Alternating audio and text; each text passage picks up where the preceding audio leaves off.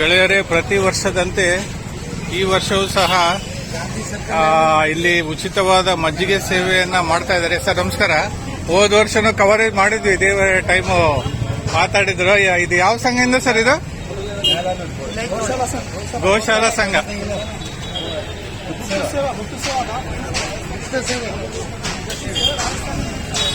ಇದು ಗುಪ್ತ ಸೇವೆ ಸಂಘದಿಂದ ಮಜ್ಜಿಗೆ, ಹೌದು, ತಂಪಾದ ಮಜ್ಜಿಗೆ ಸೇವೆ ಬಿಸಿಲಲ್ಲಿ ಬಳಲಿದವರಿಗೆ. ನಮ್ಮ ಉಸ್ಮಾನಿ ಸರ್ ಬಂದಿದ್ದಾರೆ, ಇಲ್ಲಿ ಲಕ್ಷ್ಮೀದೇವಿ ಶಾಸ್ತ್ರಿ ಮೇಡಮ್ ಇದ್ದಾರೆ. ಸೊ ಇವತ್ತು ಇಲ್ಲಿ ಉಚಿತವಾದ ಬೇಸಿಗೆ, ನಮ್ಮ ರಾಯಚೂರು ಬಿಸಿಲಿಗೆ ಉಚಿತ ಮಜ್ಜಿಗೆ ಸೇವೆ ನೋಡಿ, ಎಲ್ಲ ಜನ ಬಂದು ತಗೊಂತಾ ಇದ್ದಾರೆ. ಬೇಡ, ಅವರಿಗೆ ಹೇಳಕ್ ಇಂಟ್ರೆಸ್ಟ್ ಇಲ್ಲ. ಗುಪ್ತ ಸೇವೆ ಇದು ಅಷ್ಟೇ, ಗುಪ್ತ ಸೇವೆ. ಆಯ್ತು, ಒಳ್ಳೇದಾಗಲಿ.